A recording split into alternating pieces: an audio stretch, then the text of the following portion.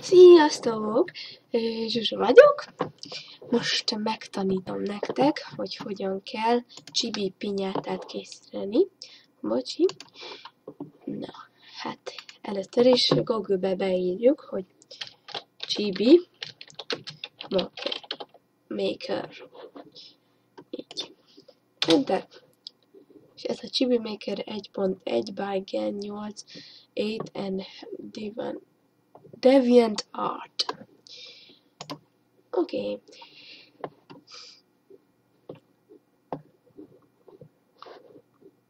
Aki jön ma még valami?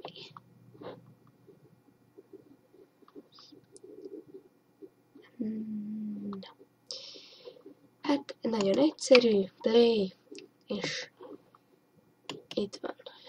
Kövessetek, mert angolul van, és aki nem érti, lehet szint változtatni.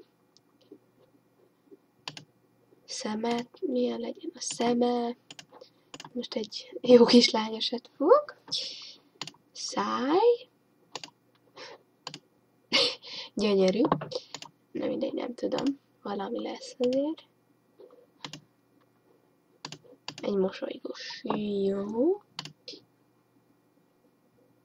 Nem kell az arcára semmi. Kis szeplőt rakjunk rá. A haja. Itt át lehet váltani színeket, mert nekem mindig kék, és nem tudom miért. Akkor itt lehet menni oldalakat, és valami olyan, aki most rám hasonlít, olyat próbáljuk. Fú. Nem.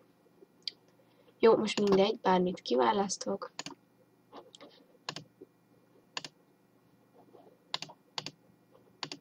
Ez jó lett, csak nem piros. Leszek, vagyis én barna vagyok, úgyhogy most barna lesz a hajam. Így. Ja, így nem kell szakál nekem. Gyönyörű lennék, mondom. Nem kell, ne, jó.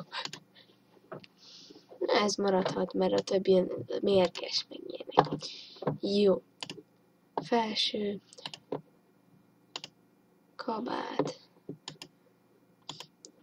Legyen egy ilyen. Csíkokat is be lehet.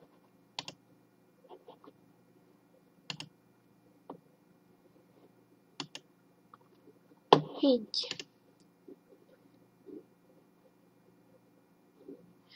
Most ne ilyen puccosan.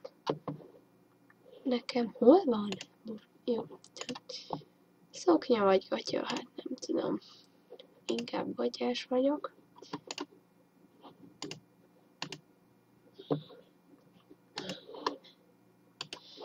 Akkor egy gatyát. Röviden, mert jó, mondjuk ezt. Valami cipőt, tehát jó rövid gatyához nem valami. Jó. Az nem kell. Elmegyünk. Bocsánat. Ja, Istenem, hova. Csibi.